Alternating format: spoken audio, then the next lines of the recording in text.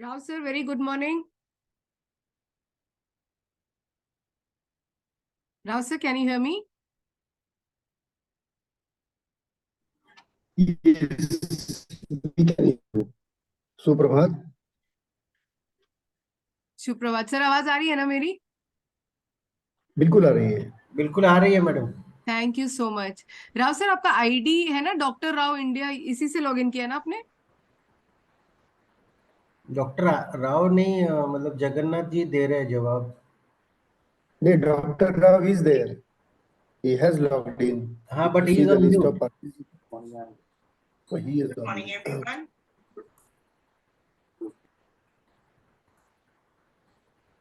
Good morning. Good morning, everyone. Good morning, everyone. नमस्कार sir. Good morning, Rao sir. I will be making you the host now. Your ID is Dr. Rao India, right? Right. Thank you. I'm just making you the host. Good morning.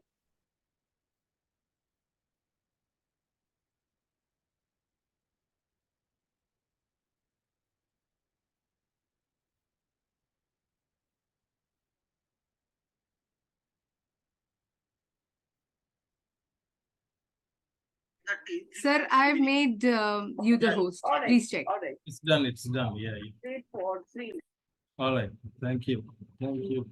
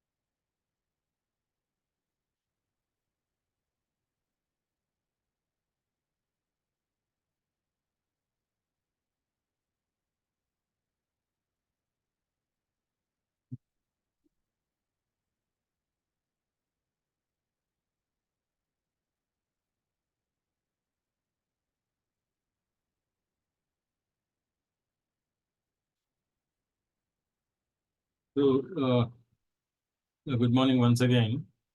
Shall we start or shall we wait for a little more time? I think we should start. The recording will already be available. Yeah, I know recording is available, but then there is no substitute to directly hearing.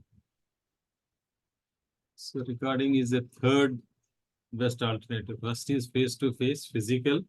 Second is being online synchronously. Third is asynchronous. Very true, sir. But I think we should utilize optimally whatever is available. Thank you. You have to also respect the time of the people who are already there. Exactly. That's what I wanted to be. Thank you. But that is how in India we function. We always think the correct time is never the correct time. It is time plus something. Let us be pioneer in starting the new era of following the time. I know. Thank you. Good. Anyway, I'm happy that some of you have joined on time, despite being Sunday morning. Typically, Sunday mornings are supposed to be, you would like to wake up a little late and enjoy your life. But you have invested your time. The learning is something which is commendable. All right, I think we will start. I'm really sorry that, we missed last 2 Sundays because, my brother we had an unexpected cardiac surgery that has given us some anxious moments last 2 weeks, last Sunday and the Sunday before. How is he now? Well, sir? Yeah, it is about 15 days now completed. He's improving, but still, not to the extent that we expected. It is Okay. the recovery is a bit slow, but I think we are out of the critical Hope he time. will be all right. Yeah, Maybe- hope he will be all right soon. Yeah, Thank you. Mind is now better settled than what it was last Sunday and the week before. So that is why I thought we'll continue this session. Okay, now we will continue from where we left in the previous session. I know it is a little longer period, but we cannot go back. We have covered the basics of competency, and then we will move ahead with where we have stopped. I think this is where we stopped in the last session. All right. Did any one of you have time to go through the competencies, sales board competency model that I have shared with you in the PPT? Has anyone gone through this? Actually, we have not received the PPT, so No, maybe. I sent it immediately after the class is over. Next day, Monday itself, I have shared that. Please check, and if it is not shared, then I will request the national office to share it with you once again. Since you are saying that it has not been shared with you, so then we will go through this competency. No, earlier, what used to happen, Mr. Gurvinder used to share the exact PPTs in the group. Now I think they are either sharing it through Drive or something. At least I am unable to download it. So maybe my fault. Thank you. Okay, maybe then I will check with the national office how it is being done. And in any case, you should get normally within 24 hours, we share it with the national office for them to circulate it to all of you. That is the practice, at least I am following. So if it is done today by this evening or tomorrow, I will share it with them, and then they generally share it with you. I know earlier they used to put it in the group, but I'm not sure whether it is being done. And if it is done in the drive, they should at least share with you the information that is put in the drive so that you are able to access it. All right, then that said, so let's start discussing the sales competency model.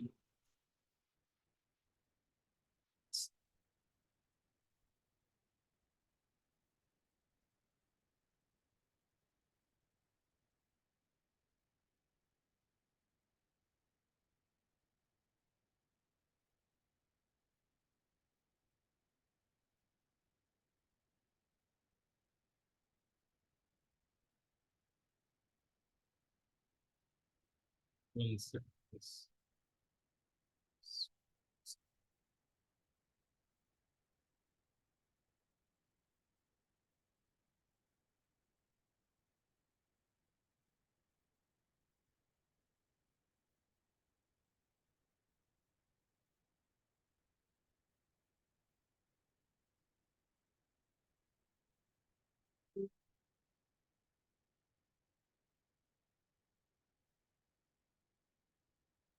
All right. I think actually I've asked you to come up with some framework similar to this for the training department or a trainer in an organization. I don't think anybody would have done that. If anybody has done it, you can start sharing it. Has anyone done that?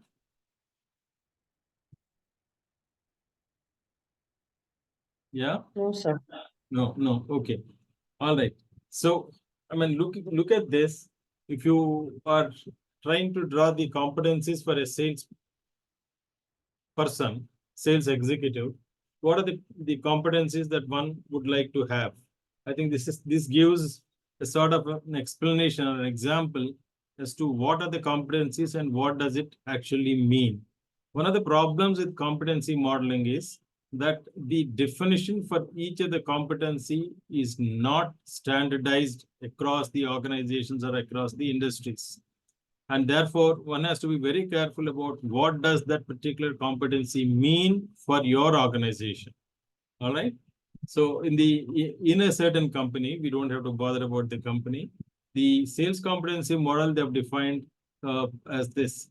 They have at the personality level, they have identified 5 competencies: assertiveness, competitiveness, self-sufficiency, high emotional stamina, and high energy level. And for them, these are the definitions. So these definitions can vary from their organization to some other organization. In terms of abilities, they have defined 3 competencies: mental ability, divergent thinking, and quantitative reasoning. And it is not necessary that all organizations will have the same competencies. Somebody else can have an added competence, or so something can be deleted from here. Then in terms of knowledge, they have defined as financial analysis capability to do the financial analysis, computer literacy, product knowledge, and competitive environment. Now, product knowledge, for example, is definitely going to be a common competency for every organization which has the sales force. But then to what extent financial analysis is important for each organization is definitely something which is a variable, depends on the organization, from organization to organization. Then in terms of skills, they have identified 4 of them: basic selling skills, problem solving, presentation skills, coaching and training skills. Now, coaching and training skills are very essential in certain industries. For example, if you're looking at a company in financial services or insurance services, coaching and training are very, very important, where it is largely dependent on a lot of agents or development assistants, where a person is expected to do a lot of coaching and training of the people who are entering the sales force. But that may not be the case in maybe some other industry where so much of intensive training is not to be given by the sales executive at the entry level. So these are that is how you write the competencies and then give the definitions for your organization so that everybody understands. Now, even after doing all this documentation, still you are not sure that everyone is implementing or applying these competencies the way they have been defined by the company. That is because each one of the employees in the organization come with their own previous experiences and their own baggage, and people often tend to get influenced by what they knew before than trying to acquire what they're going to implement in this organization. And therefore, it requires continuous awareness programs and monitoring by the senior managers so that there is certain amount of uniformity across the organization and you are able to have a level playing field among the employees. In the last class, somebody asked what is iceberg model of the competencies. We will discuss that today, apart from a couple of other models. We will be more or less completing the second module except the case study. So what is to be done about the case study, I will brief you at the end of the session. Now, as we all know, competencies are components of a job that are reflected in the behavior that is observable in workplace. Now, let us look at a trainer. Since you're all in the training space, what are the competencies that you think are required for a trainer? Can you name a few competencies at the personal level, at the technical level, at the behavioral level, at the skill level for a trainer? Yeah. I think the basic domain is required in whatever field or subject you want to train people, number one. Second, whatever skills you have mentioned about the presentation and then personality, and what I think is most importantly is the aptitude you must have to train the people. That is much more important. Skills, knowledge that can be acquired, but aptitude or the basic acumen is essential. It cannot be trained. You cannot be trained in your aptitude. You cannot be trained in your lookout or outlook also. Both the things. Like I say, ki outer way you can do, but what is inner, it has to be there. Thank you. At a personality level, what kinds of competencies are required for a trainer? Well, let's look at it from 3-4 different classifications. At a personality level, what do you require? So communication skills, presentation skills, Okay. and they need to maintain time management also. Punctuality Yes, sir. and time management. Both. Time management. Yeah. They know how to manage the whole training program. Okay. And making it more interactive, involving the trainees also is also essential.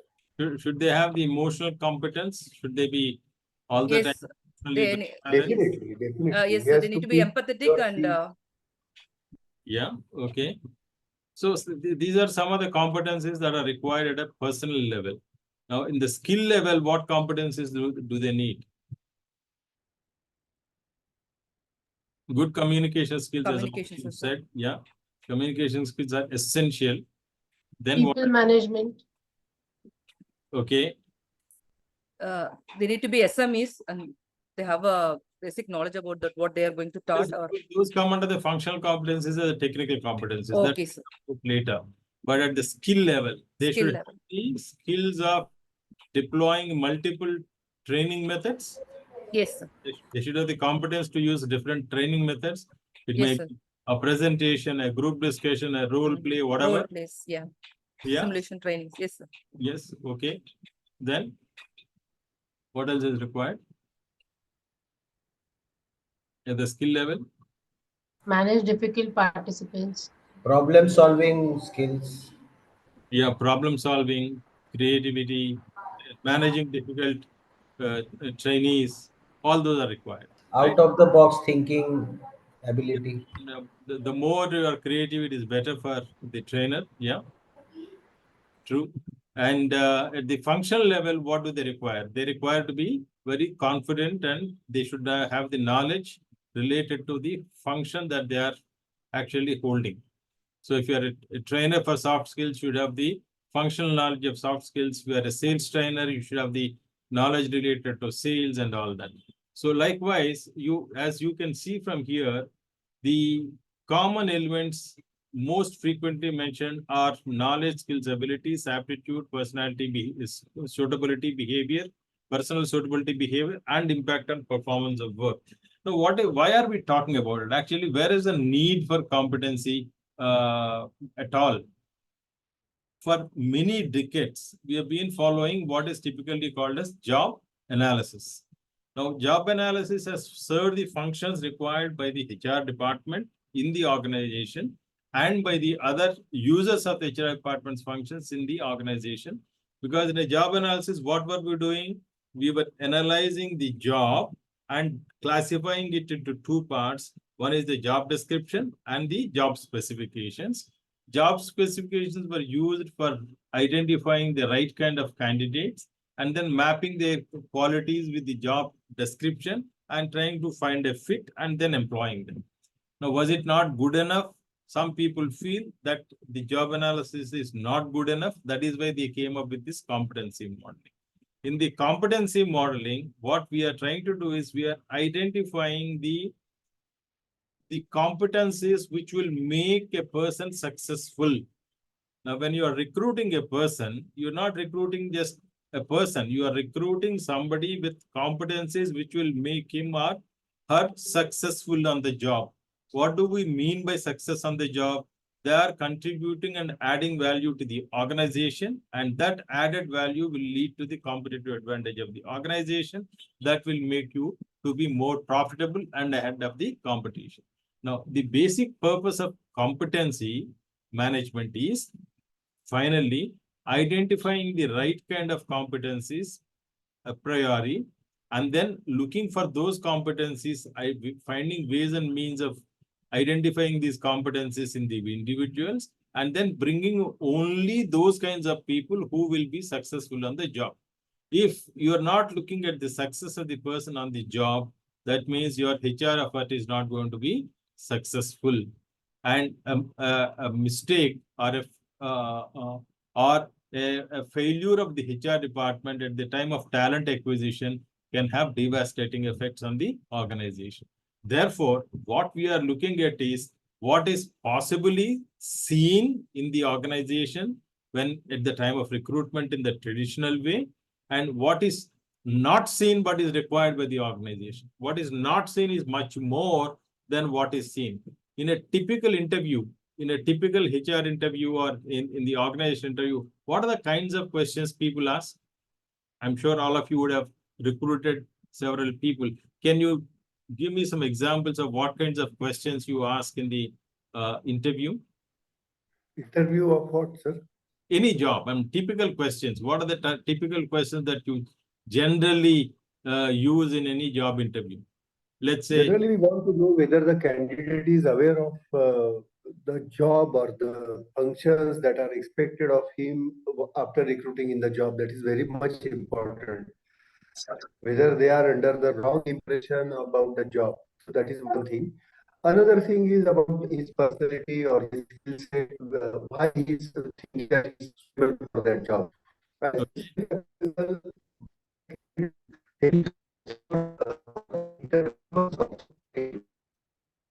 Okay. Yeah. Apurva, please. So as Mr. Jagannath was mentioning about the prior information or the JD, what has been the prior work where you have contributed to the teams, what sort of worker you are, what mindset do you carry, what contribution are you bringing to the table when you're coming over here? So these are the few. That's fine. No. Just give me a couple of examples of questions. Suppose you're sitting in the interview and a candidate is in front. What are your KRAs that you're handling currently? Okay. Give me any example of any tough situation which you have handled over in your respective team. Okay. Do you have any set of skill sets? Let's say a specific project that they're looking forward to. So they'll ask, do you have any situation where you have tackled this issue? Or give me an example where you have successfully converted an issue which you have created or somebody else has created, and you have maintained it well through your communication or through your job role. Why do you want to change the job right now? What are the skill sets you have acquired in the last 1 year or 2 years in the current job that you have? Let me probe you the question. Suppose you ask me a question related to what are the tough situations you have handled, right? I will give you a situation where I say that a customer who has never been interested in us, been able to bring him into our fold, and I made a sale of 1 crore rupees worth of business with him. Okay, Yes. do this. Then what do you do? What do you infer from there? That whether I'll be able to manage a customer, or what are my skill sets towards managing that customer, or what strategy did I apply? Okay. Okay, I think we will pause there. You have asked a question, what are the tough customers who have handled? And I have given you an answer. Yeah.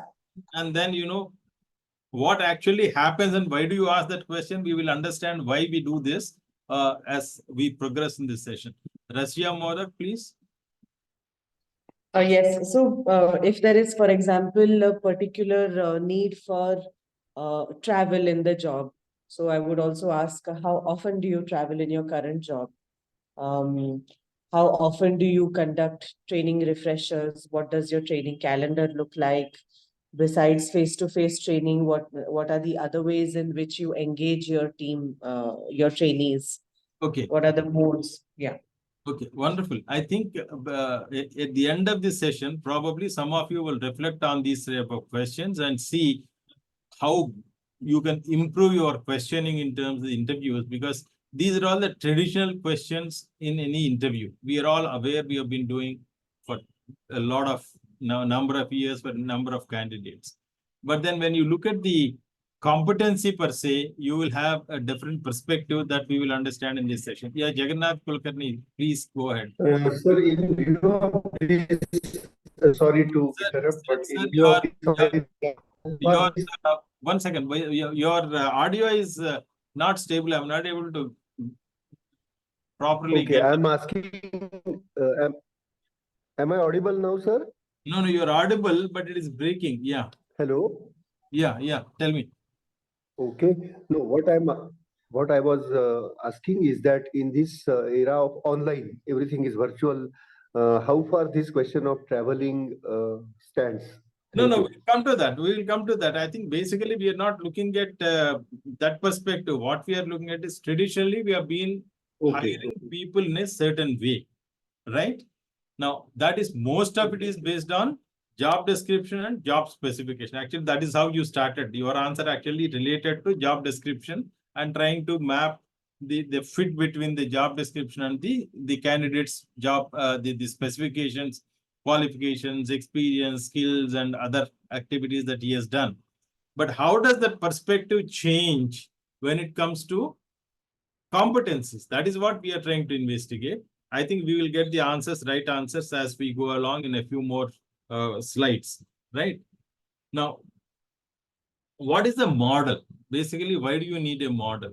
It helps you to put things in a framework so that you are able to get guidance time and again, not only for an individual, it can be standardized across departments, across locations, across regions in the organization. So it is a model, it describes a combination of knowledge, skills, and characteristics needed to effectively perform. I think all this is related to one fundamental question: the performance of the person or the organization which is using the competencies as a basis for their organization's performance should be superior to the organization which is not using this, or superior to the performance of a department which is not using this.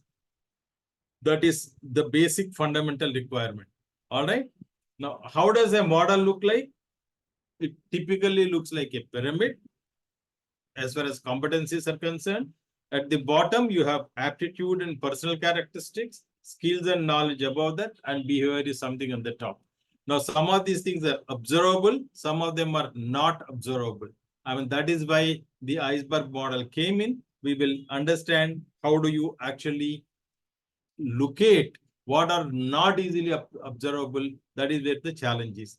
Now, competencies, as I mentioned a little earlier, are not understood by everyone in the same way.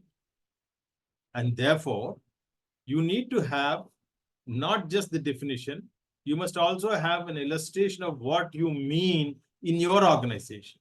If it is well documented, the document is shared with those people who are the users of those competencies for either training and development, talent acquisition, performance management, whatever, that will be standardized and there will be level playing field. Otherwise, each one will use it in different way. That will create some kind of cognitive dissonance among the employees. Yes, Boliye Jagannath ji. How the organizations project the job or how they project the advertisement for recruitment of the job is also equally important.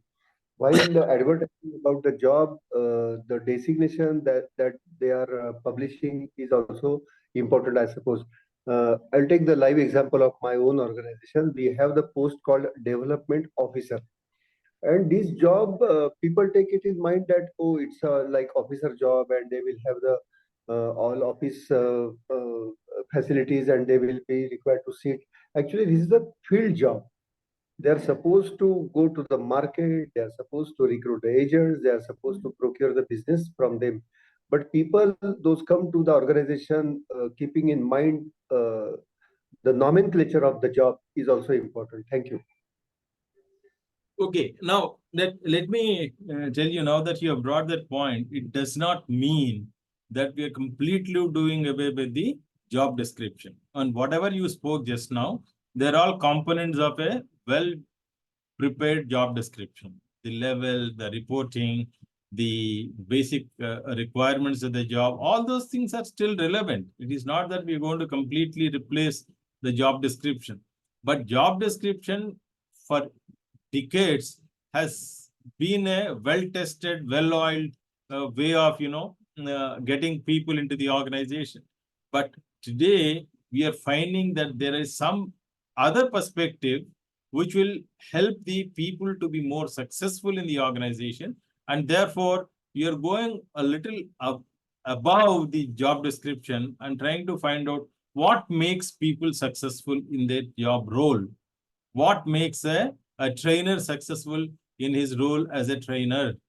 Now, that if you go into a little more deeper, you will find that some characteristics of the trainer will make him or her perform better than the other. If you are able to decipher that and then try to identify people with those characteristics, your probability of success of those people in the organization is higher, which means the probability of success of organization improves. That is all we are saying.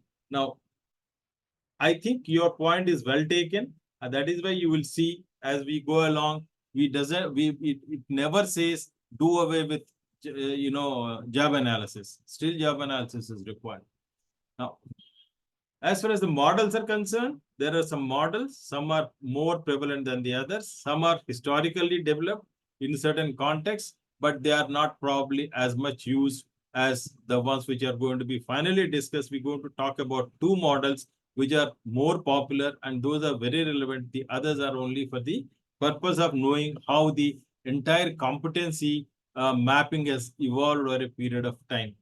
Now, one of those models which was earlier developed and which obviously for every model that is developed, somebody else can think of a better model, and therefore it is an evolving thing.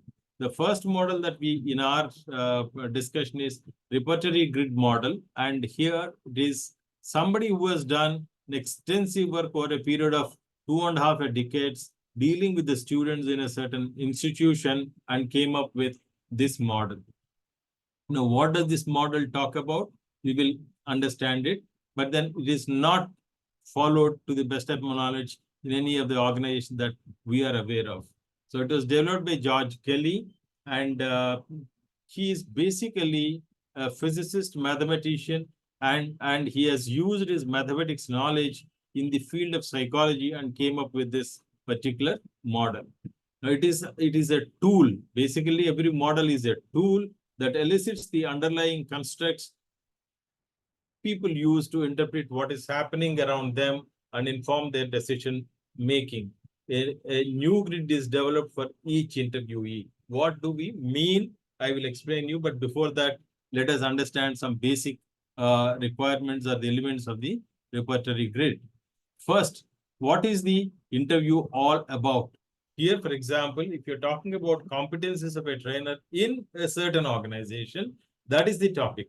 What are the competencies required for a trainer in, let us say, a certain organization? Maybe it may be Microsoft, it may be Apple, it may be HPCL, it may be Indian Oil, it may be any organization.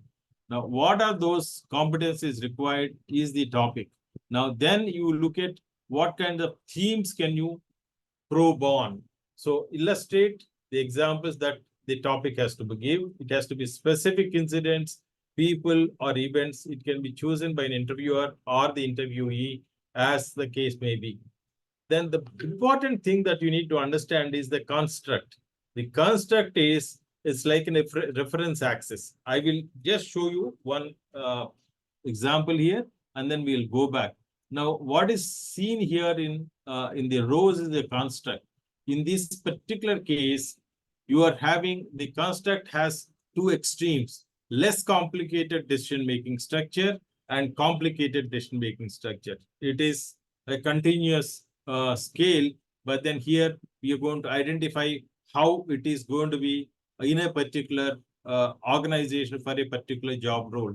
Similarly, whether the job role requires openness or closeness, it requires clear strategy or unclear strategy, prepared to invest in the relationship or not prepared to invest in the relationship. That is what is defined as a construct. It is like a reference axis, the basic dimension of appraisal, often unverbalized, frequently unsymbolized, and occasionally unsignified in any manner except by the elemental processes it governs. Behaviorally, it can be regarded as an open channel of movement, and the system of constructs provides each man with his own personal network of action paths, serving both to limit his movements and to open up him passages of freedom, which otherwise would be psychologically non-existent. This is the original definition of Kelly, the author or the person who had given this model. But each statement would be presented as extremes. As I have just now shown you, each statement has two ends and it is a continuum. So a person can be anywhere in that continuum, and therefore each interviewee has to be selected. Who will select the constructs? The selection of the constructs can be done either by the interviewer, or where it is necessary, the interviewee also can suggest a certain construct. Now, once you do this, you rate the individual on a scale typically from 1 to 5. And then that is how for each individual you will have the grid that has been designed. And then based on that, you make an analysis and identify what competencies are required for that particular job role. Now, operationally, it is very complex, very cumbersome, and therefore it is not much in use. The good thing about it is that it is flexible, and it is finally you're converting everything into something quantifiable. Disadvantages are it is difficult because when you do it for large numbers, how do you document it, interpret that, and come up with certain tangible outcomes is a challenge, and therefore it is not much in use. Although Kelly himself has done this work for more than 2.5 decades with the students and came up with certain competencies at that level, but not many industries use this model.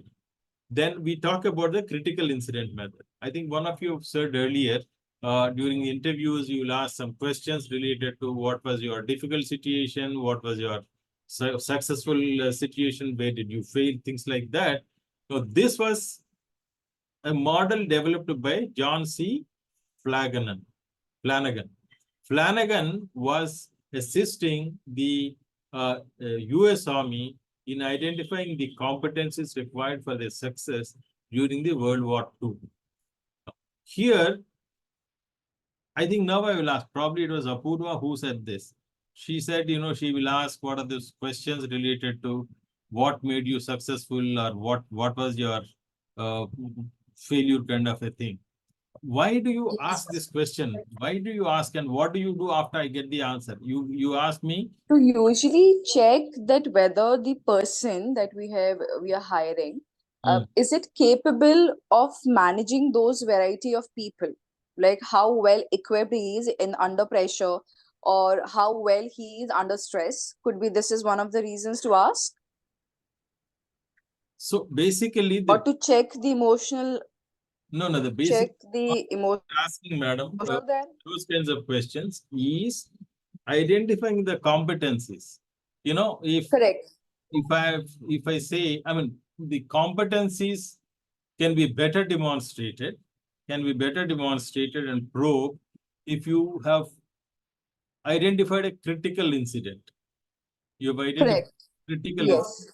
In typical interviews, what we do is we just ask the question and the candidate gives some response, and some of these the responses are very, very stereotyped, but then we don't, because of the time constraints or maybe lack of understanding of those things, we really do not grow further down. But when when you are actually identifying the competencies and you are sitting in front of an interviewee and he or she tells you a certain incident, you further probe and probe and probe to understand what kind of competencies have actually made that person successful. For instance, I'll give you. I know of a candidate who was trying to get into the insurance business as an agent, and he tried very hard to sell some policies to high net worth individuals. And for a considerable time, he was not successful. He was not actually able to close the deal. He was making cold calls, he was going and meeting people, he was explaining the product, everything was fine, but ultimately he was not able to close the deal. Now, on a certain day, he was frustrated. He said, I've put in so many months of efforts and nothing is happening. So he went and discussed with his development officer, who is his reporting boss. So he had a very, very open heart discussion with him. Then the development manager suggested, what are the typical habits of these high net worth individuals? Now, they're all people with good financial background and they want to have good health and wellness, fitness programs and all. So he suggested that find out where do they spend their mornings. And he found that a good number of them, they go to a very prestigious park in that city, go for either a morning walk or an evening walk. And what time do they go? They go around 6 o'clock in the morning. So he suggested you start developing this habit of connecting with them in the park, start meeting them there, create your relationship, and then see how it gives you the results. Now, these guys followed that meticulously, and he found that that relationship build has actually given him the business or closing the deals than working for a couple of months trying to tell them these technical details of the product and how it benefits them and all that. This is something that you can only probe. Now, if somebody asks me, how did you, have you been successful? Yes, I failed initially, but I succeeded in closing the business with some high net worth individuals and closing my insurance policies. The underlying characteristic of developing the relationship and cultivating that relationship may not come in the interview within a minute or two. So in developing the competencies, now if you ask me, one of the competencies that any insurance agent or any agent in financial services that he should have is, he should have the ability to cultivate relationships. Have I made the point, madam? You agree? Yes, sir. Yeah. So this is what we mean. When you understand the perspective of the competencies, your questioning and your probing in the interviews will be a little more intricate and more deeper than what you normally do in a traditional way, right? So this is what is a critical incident method, and why you do I ask these questions related to critical incident method is whether the person has the what are the competencies the person has to be able to deal with certain situations in the organization, whether those kinds of competencies are going to be relevant to your organization so that he can be successful in his job or her job. Then the behavioral interviewing method is the next one, which was developed by McClelland. And he has then, of course, started his own consultancy firm, McBair, and then Hayes, group. I'm sure some of you would have been aware of it. Now, what they define competency is an underlying characteristic which enables someone to perform a job better in more situations. They're not saying all situations, certainly not. More often with better results. Competencies are those factors that distinguish the best from the rest in a given job. And what you're looking for is, if you are selecting maybe 100 candidates, if 90 of them are successful, I think you are better talent acquisition manager. Or if you have trained 100 people and out of them some 80% of the people are successful in their job, then I think you are a better trainer. the McBain company described the competencies as an iceberg because some of these competencies cannot be visible, they cannot be observable, and therefore what is buried below is more important, and therefore they call it as iceberg. Now, the essential components of iceberg model are basically your skills, knowledge, the social roles, and perception of self. I think self-efficacy, what Albert Bandura has given, is what your level of confidence, how you want to do. You can do a job, and that also depends on your perception of self. Whether I am a capable teacher, or a capable trainer, capable sales manager, capable marketing manager, right?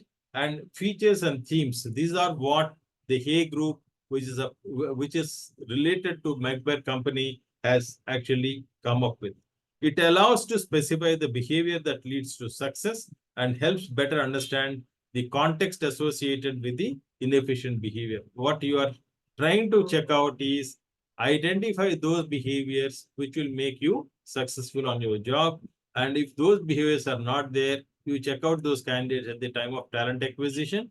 And if you've already acquired some people in the organization and you want them to be more successful, then tell them, identify those behaviors which they need to cultivate so that in their training and development, they become more valuable employees for the company.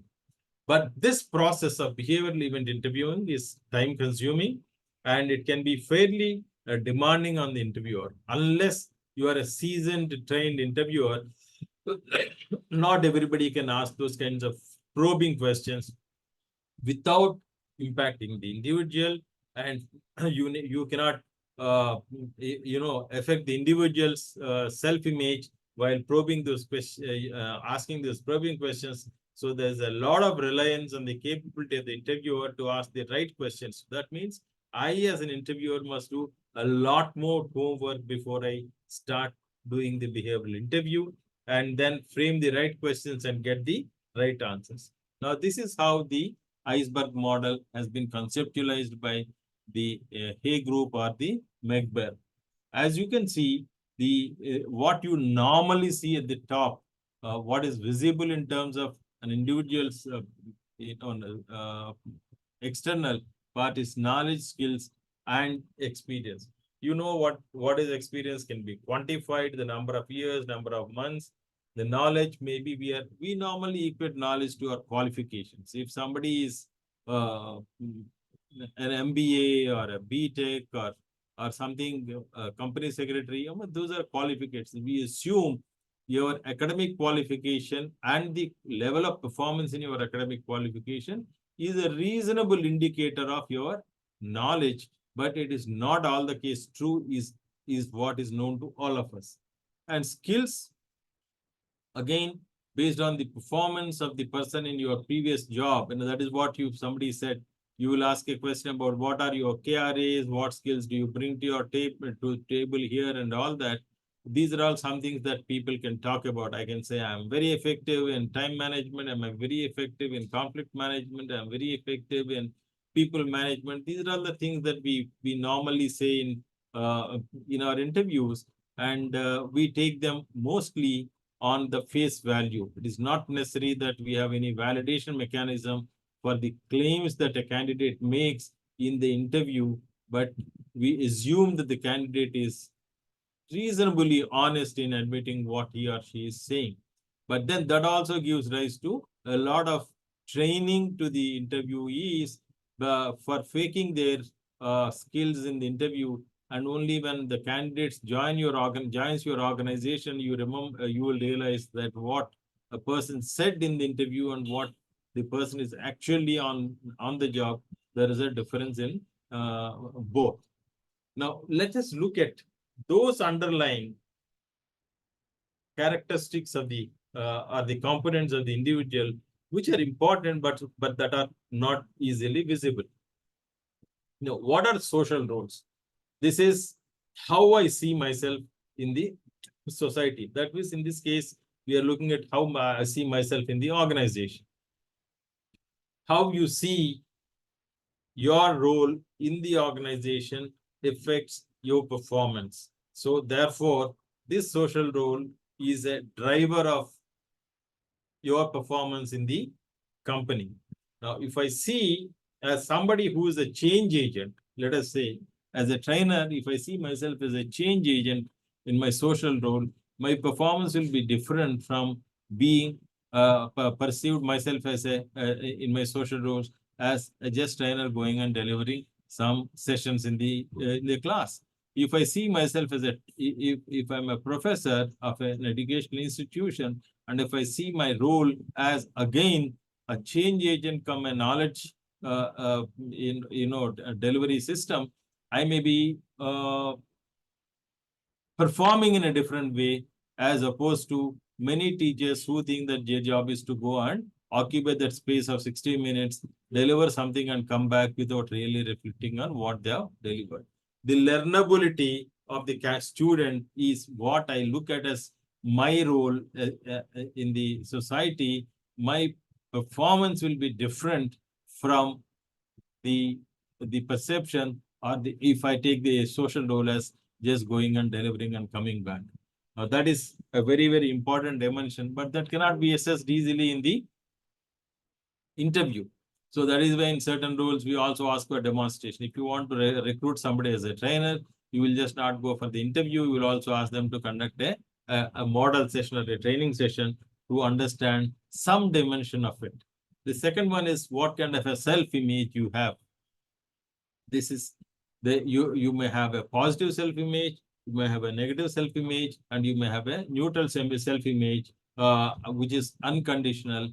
And all these three images will have some impact on how you actually perform. Now, these self-images cannot be easily seen in the traditional mode of interview, and therefore it requires a little more probing. Now, what is the positive self-image? It is how people recognize you. If people think that you are a high quality professional, it reinforces your positive self-image. If people think that you are somebody who is always cribbing, you have nasty habit of criticizing others, a habit of going and creating some graffiti around in the cafeteria, you may have a negative self-image. But then a negative self-image need not necessarily mean that you are not a performer, but then that's an image that you carry. And there are some things which are unconditional self, which are related to some values. Now, the self-image of an individual also impacts his or her performance on the job. Then some of the traits that you have. Again, the traits are not easy to understand in a traditional interview. So they are relatively enduring physical, cognitive, and other characteristics that are habitual. They drive the behaviors of the individual. Now, there are certain patterns that you can recognize through traits. How emotionally imbalanced you are, how often you lose control of yourself, how often you are able to come out with some good, critical, and creative thoughts. These are all some of the things which will be visible if you are able to identify the patterns. But again, this is somewhere below, very from the surface, not easily identifiable in a traditional interview. Then motives tend to undermine the areas in which we choose to engage. Motives orient our behavior, give us a buzz, right? Some people, I'm sure in your organizations, you are able to identify. Some people, they talk great, but their performance is not up to the expectation. Some people are very silent workers, but they have got the killer instinct to deliver good results. Now, these are all dependent on various patterns of the individuals. And then, of course, to some extent, they are also dependent on the kinds of leadership that they have and other characteristics that these people display. So in a nutshell, what we understand is, look at this. When you are traditionally doing the interview, you are primarily focusing on the top three characteristics of an individual's knowledge, skills, and experience. But when you are looking at competencies, you are looking at a lot more in terms of what are the characteristics that you are trying to assess, either for talent acquisition or training and development, or for performance management or compensation management, whatever you are talking about. So I hope this makes certain things clear, how and why the competencies are more important than the traditional way of assessing the people, employees in the organization. Okay. Now let us move on. Then we have the competency-based interviews. These are not the traditional interviews. These are competency-based interviews. That is the next model that we're talking about. These are structured and use behavioral questions to help the interviewer assess candidates based on critical competencies identified for the position. So here you are actually assuming that for a job which has a certain job description, you have certain questions, the qualities required in terms of what are the competencies that make this person succeed in that job with that job description. Now, let us say the job description for a sales position. Obviously, sales position, you require somebody to, that is what is highly KRA oriented or KPI oriented. You have a target, you have certain growth, you have certain incentives, you have certain parameters, and the performance of the person is completely assessed more or less based on certain quantitative figures.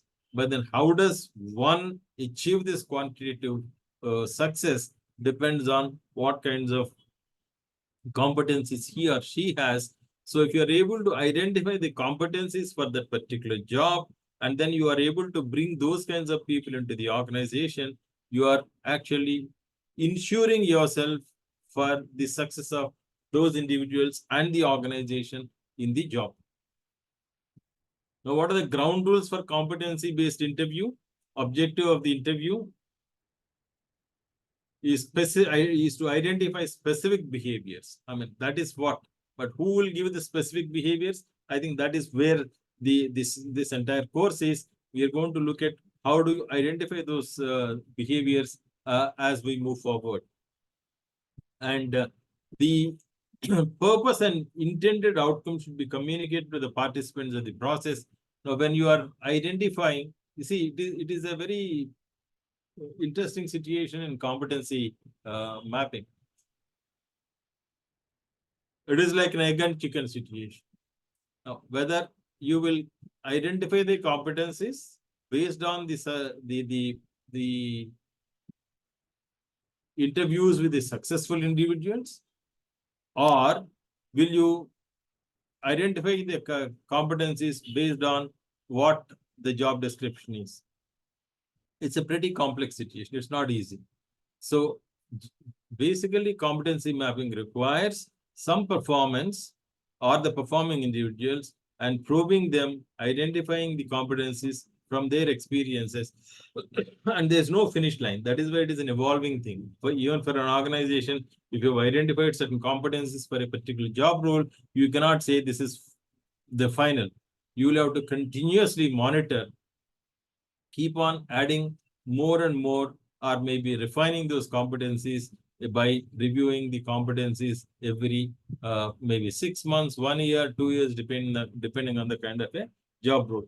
The participants themselves must have been with the organization for at least 10 to 20% more than the average tenure of the employees. That is very important. You know what? I think you underline that.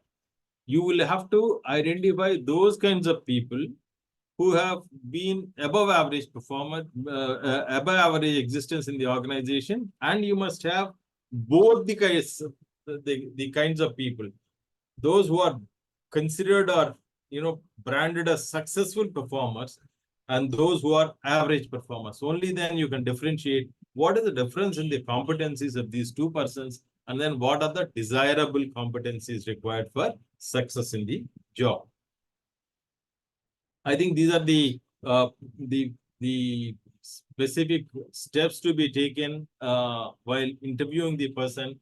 You must have simple, easy to understand questions. You must be able to identify those people who are considered to be outstanding performers and what kind of behaviors they are displaying or demonstrating on the job versus those who are average performers and what are those behaviors? How do you differentiate between these two?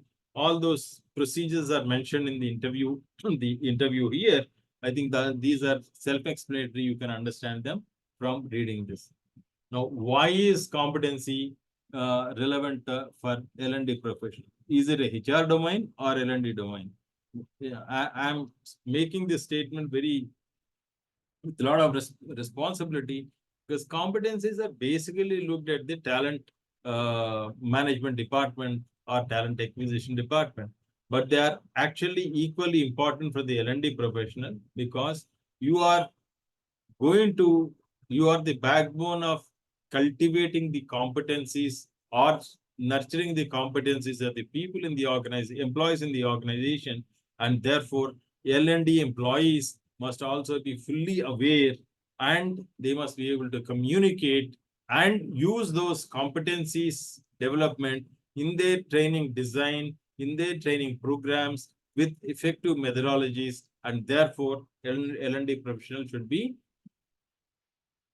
not only conversant, you must be having a reasonable command on the requirement of competencies and the competency mapping, so that you as an individual adding value to your organization find the right place with the organization. I think with that we have completed one part. Basically, whatever I have shown so far is the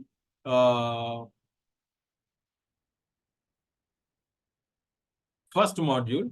Now we will move on to second module. We can pause for a couple of minutes, and if you have any questions, I can answer you. Does it make sense, first of all? Are you able to make some sense out of all this? Or does it look too theoretical? Yes, madam. Rasya. Definitely. I'm able to make sense, sir. Okay. Apurva, please. Able to relate certain things which I have done in interview, or when I was as an interviewer, I connected few of the dots, which makes more sense. And when next time I'm going to sit there, I'll keep in the pointers which you have given. So yes. Yeah. Okay. Great. Yeah, I think these things we have learned through our experience, maybe from our bosses or by participating some interviews. But then now you understand the theory behind that and how important it is. And I'm sure at the end of this course, some of us are going to have a much more structured approach to interviews. That will help our organizations. Certainly, yes. Yeah. Anybody else? Only 3-4 are speaking, others are not speaking. Yeah, can I get a couple of responses? There are several others. Shaunak, Shrey, Varun, Manchma, Padmapriya, Kondrila. None of you are responding. Akshata.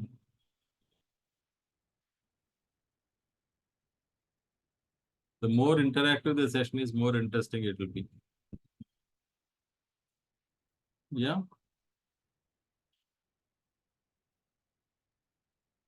Okay. We do not know whether some of them are having their breakfast, so let us leave it to them. So in this module, the second module, we are going to address very important dimensions of the technical competency framework, and how ADDIE, are you aware of this ADDIE model? Have you studied? Yes, sir. Yeah, you are all aware. Yes, yes. You've already completed that. So how ADDIE model can be used in understanding the technical competency framework? So it makes it easy for me to navigate through this, because all of you have already completed the ADDIE model.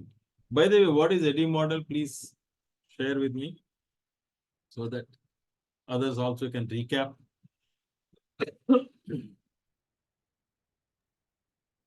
So it's basically it's the most basic instructional design model that most trainers would use while framing content.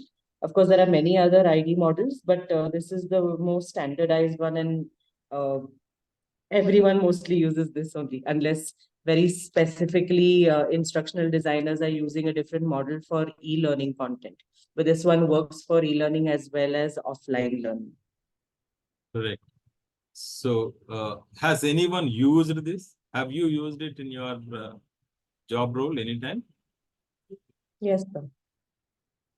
Can you share a little more details about how you used it, ma'am? In which program? How did you use?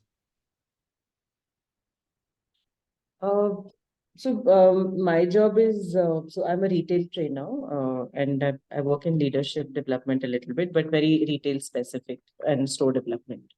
The content, for example, if it's a content on how to pitch a product. So it was more of a backward analysis of what are the things which are required for that. And then, following all the parts of the ADDIE model, so to say, I'm not sure I'm able to explain it in too much detail to you right now. Okay. Okay. Anybody else would like to share their experience with using ADDIE model?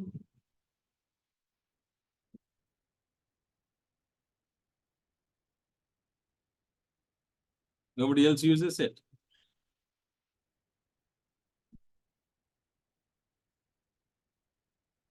Jagannath ji, you are not using it in your job role? Not, sir, I'm not directly connected with this while using AD model. I'm connected with the training mostly.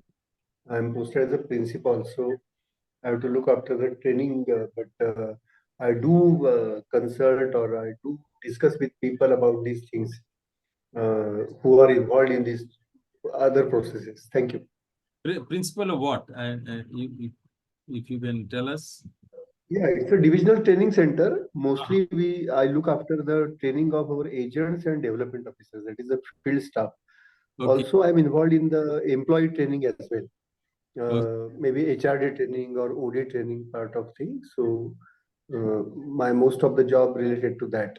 Thank you. Okay. Okay. Okay. Great. Sir, I'll give it a shot. Is it okay if I Yeah. try? Why not? Yeah.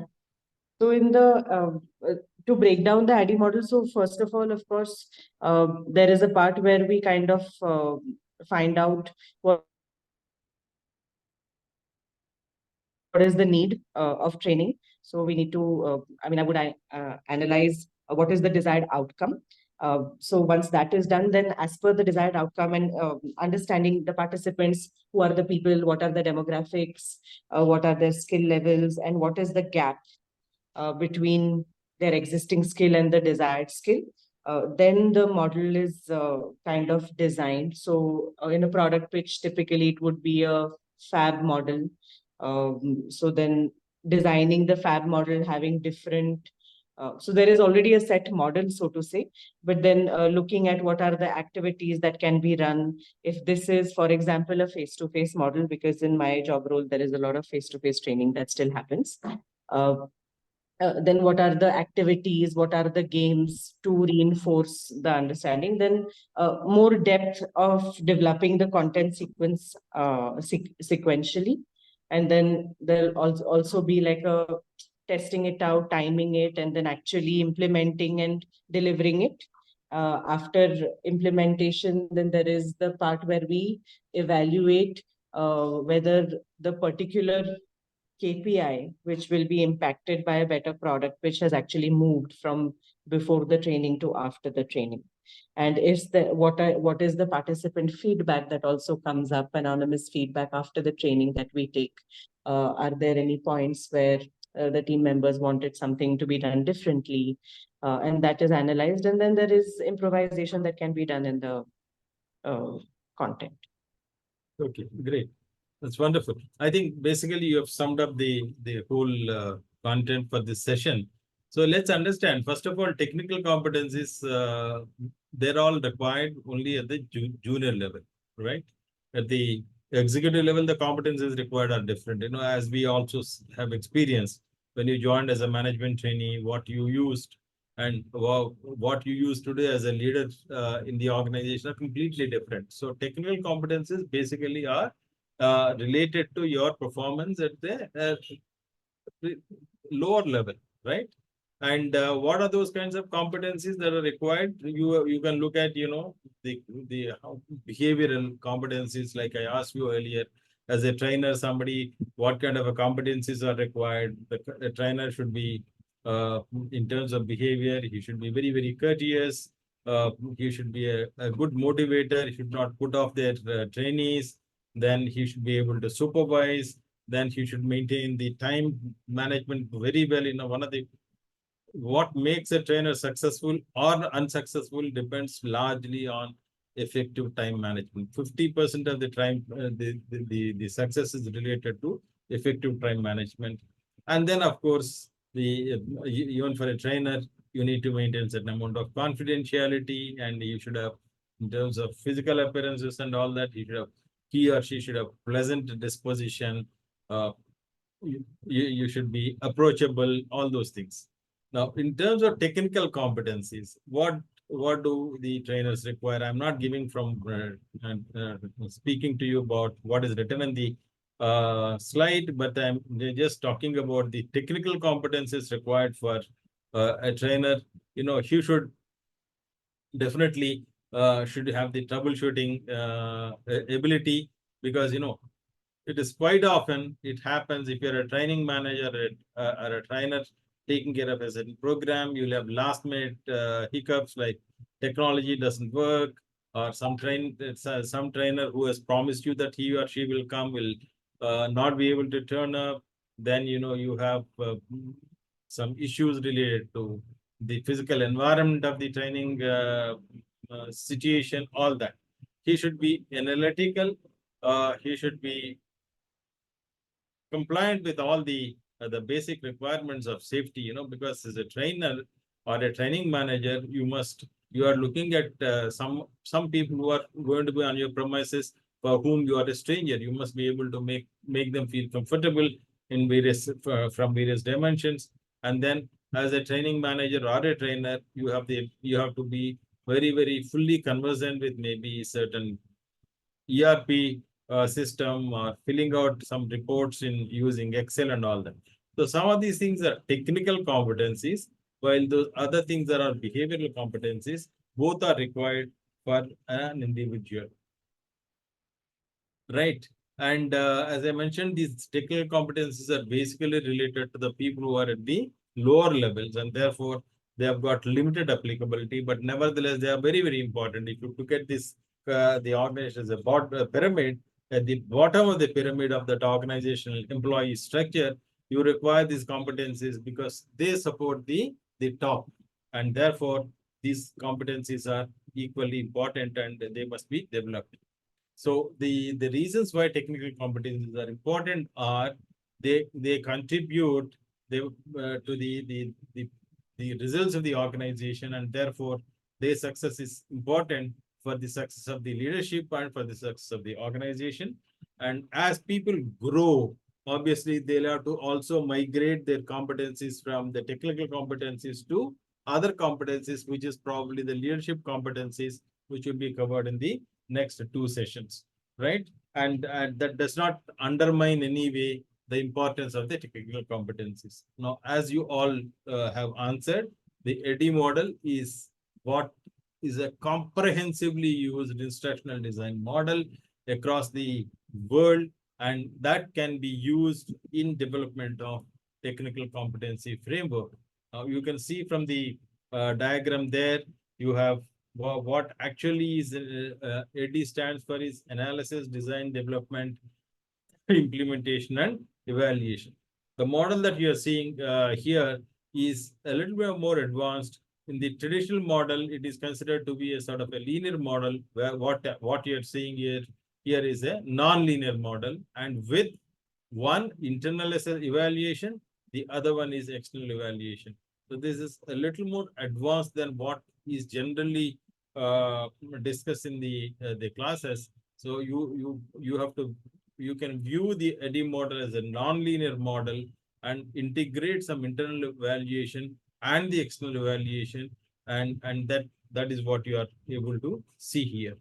Now, this model was developed in the 1970s by Florida State University. Again, most of these things are actually developed in war situations. It is for the last, 70 plus years, there has not been any major war. And if you see the history of any knowledge explosion, it is in the First World War, followed by Second World War, the knowledge exploded. So the wars actually trigger a lot of explosion of knowledge, and still what we are studying today is what was the outcome or what happened during that particular world war, right? And hopefully war is not desirable, but the whatever the industry 4.0, IT revolution and all that we are seeing, these are all happening. But if there was to be another world war, I'm sure the world would push the frontiers of knowledge far greater than what we are seeing right now.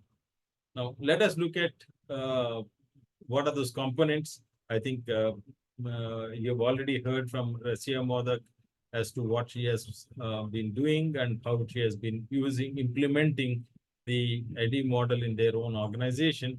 And some of you may not be directly connected to EDDI model per se in its day-to-day implementation operation, but the components of this model would have actually been used in whichever the organization where you are actually working.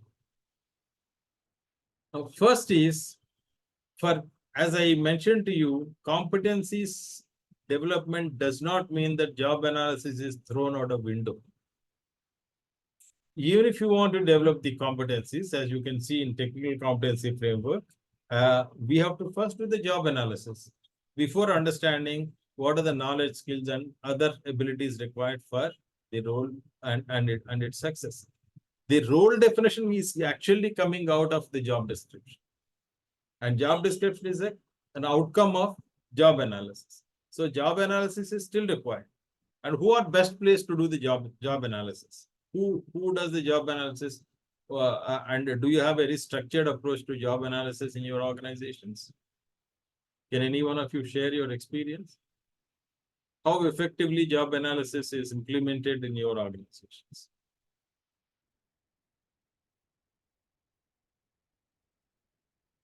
Or is it very casually done?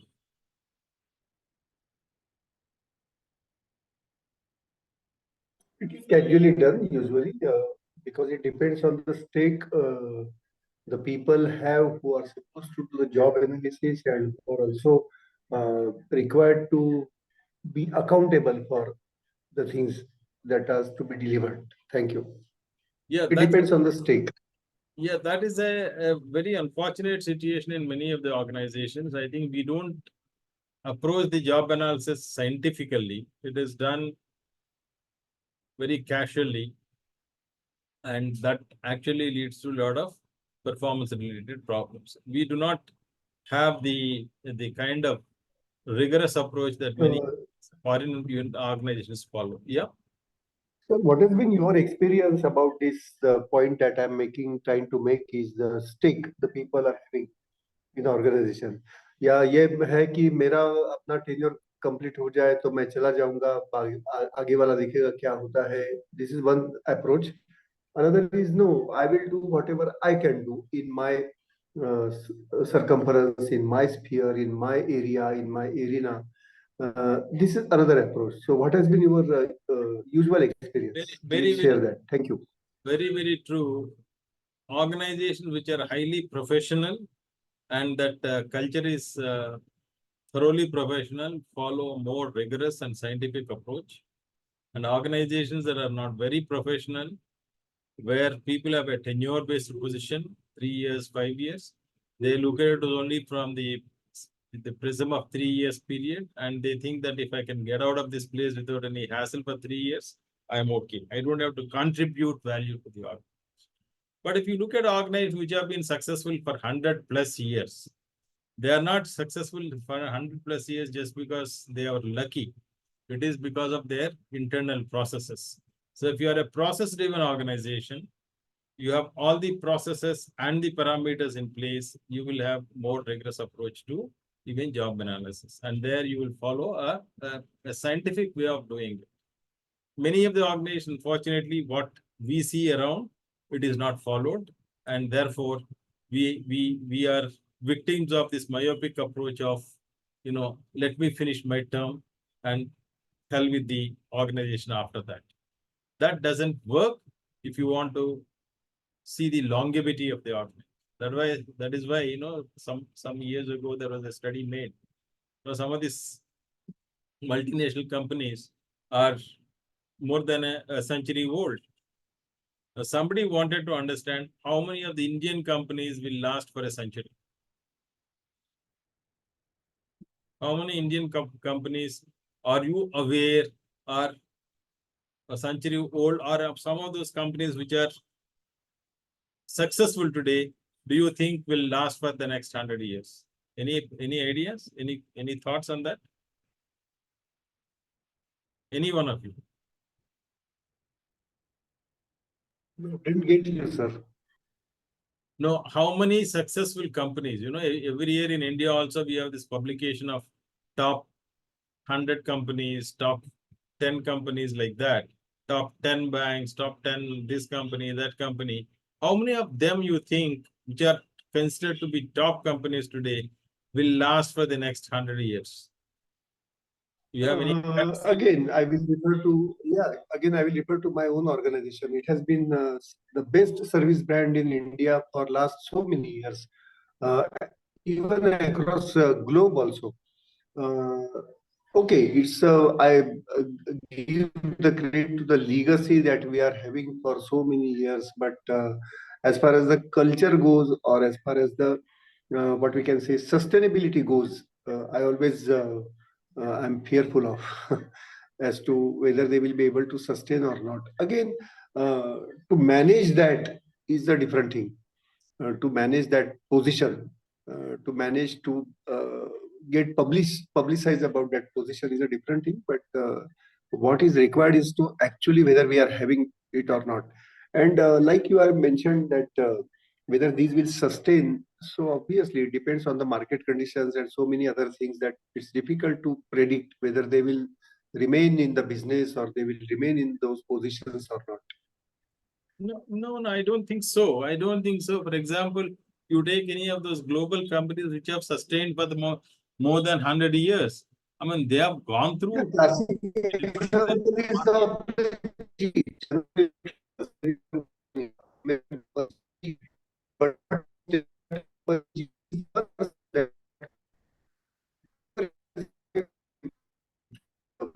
I think internet, I'm not able to hear you. There's a lot of breakage. His voice. Yeah, anybody else? Any other thoughts on this?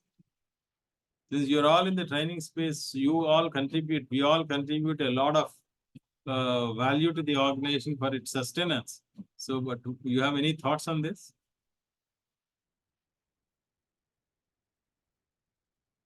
None of you have?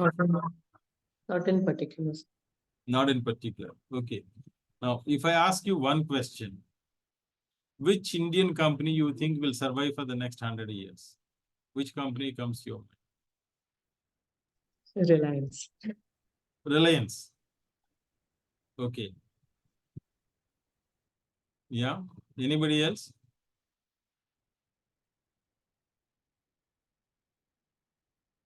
Tata's also.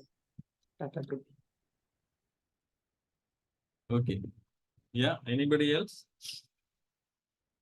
I thought you would say Tata's, but then I think Reliance was the top of your recall. Okay. I'm biased because I'm from Reliance. That's why I said. Maximum of the people have written Tata, sir. Yeah. Those of you who are interested to understand this, you can look at the last 10 years, the Business India, Business World, some of them, they publish the top companies or top banks and see what are the changes that are happening in the Indian context. You will understand how the changing scenario is. One of the reasons why I'm asking and investing some time on this is we do not spend scientific ways of doing things in our organization. A lot of things are done in an ad hoc manner or in a gut feeling model, and therefore the processes are not, we are not process driven in several of these decisions, right? So if you are process driven and you use this competency framework, maybe which will give you a better lead over the others, and you will have better sustainability in the longer term. So you first identify the job do the job analysis, find the job description, find the job related specifications, then identify from those job descriptions what are the responsibilities that each one will have, and what kind of knowledge, skills, and processes or the abilities will make them successful in that. Then rank them, which are those top ones which are most important for the success on the job. Then identify those kinds of basic requirements that are required for, those are the basic, that is minimum requirements, and what makes somebody better performing, those are the technical skills, technical competencies. So this is something different from, this is a deviation from our traditional model of job analysis. Here what we are doing is we are like identifying the basic requirements, and we are also identifying what are those job specific technical capabilities which will competencies which will be making the individual successful. That is what is an added feature of the technical competency framework.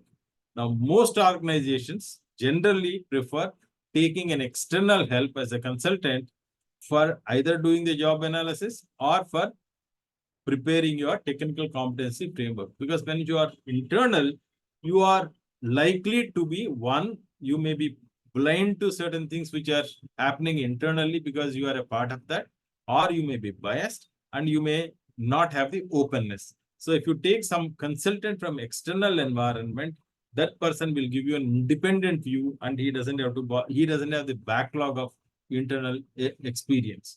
And therefore, a consultant is preferred to do this job than an internal employee.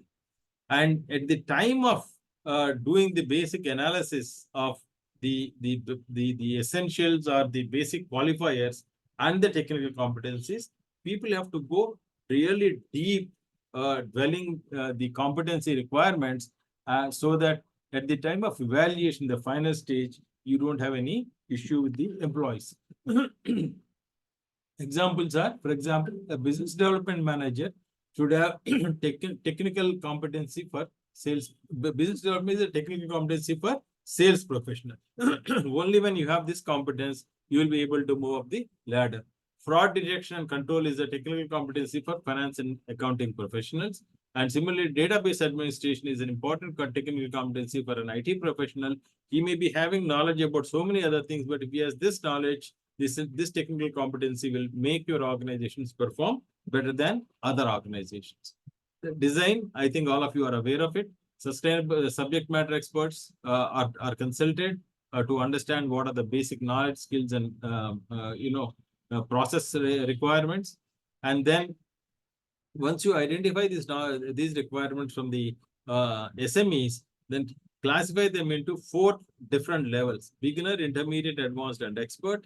Expert obviously is the highest level, and differentiate the requirements at each level so that people can navigate from one level to the other level. As a L&D professional, you also know what are the additional knowledge and skills and other competencies required for them to move from one level to the other.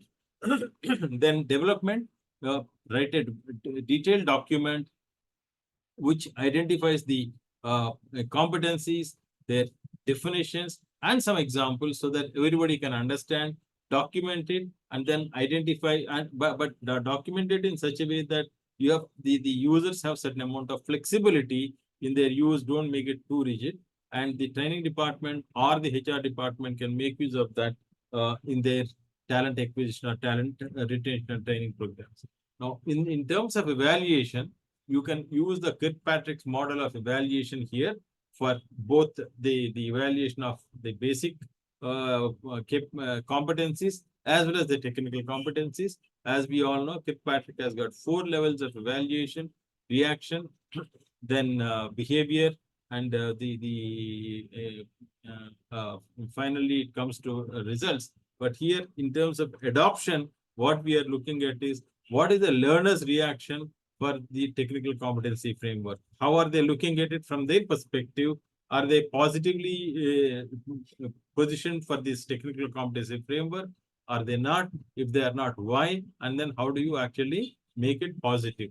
Then skills and knowledge. Are employees able to use this framework for improving their knowledge, skills, and the other process-related requirements? Then behavior and performance. Are the employees performing better on the job after you started implementing the technical competency framework? And organization, is it operating at a higher level of effectiveness after you implement the technical competency framework? If you are able to do that, then your TCF is working. Work through the prism of EDDI. And if you want to still more be careful, make an ROI calculation where the investment made by the organization in developing the technical competencies using the EDDI framework, whether you are able to generate more revenue for your organization than it was earlier, whether the investment made in the training in development, the TCF is making financial sense. You make an assessment that gives you a perspective on that. I think we have completed this module. We are just about 2 minutes before we close the time. And then there is a case study. All of you have got the study material, have you? Yes, sir. You don't have the study material. We've received it. You received I've it. received. So, okay, since all of you would have received the study material, there is a case study in the study material. I will send a message to the national office and what exactly has to be done. For the next Sunday's class, we will be discussing predominantly the case study that is there in the study material to understand and, crystallize our thoughts on competencies and the technical competency framework in particular, so that all of you please come prepared and actively participate, not 3 or 4. I think all of you should participate, and that will make the understanding a little more deeper. That is what the plan is. And immediately after this is the second class, we still have another 3 classes before we finish the first part of the course. So we are going to deal with the leadership competency framework. Technical competency framework is at the lower level, leadership competency framework is a higher level, and then we also have another case study there. So we have evenly spaced out the entire content. So for next week, it is a discussion on the case study that is there in the study material given to you. If you have any questions, I will answer. Otherwise, we are almost done. Any questions? No questions. Which is the case study? You will have the central team informed. I will send out a message so that all of you are clear about what we are going to do in the next session. Yeah. Yeah. No questions. PPT, whatever I have shared with you today, I will give it to the national office by tomorrow. And if you don't get it within the next 48 hours, somebody can reach out to the head office and ask them to share it with you. So we've already received the PPT of your first session, sir. It was shared long back on the group. So we will get this also. Okay.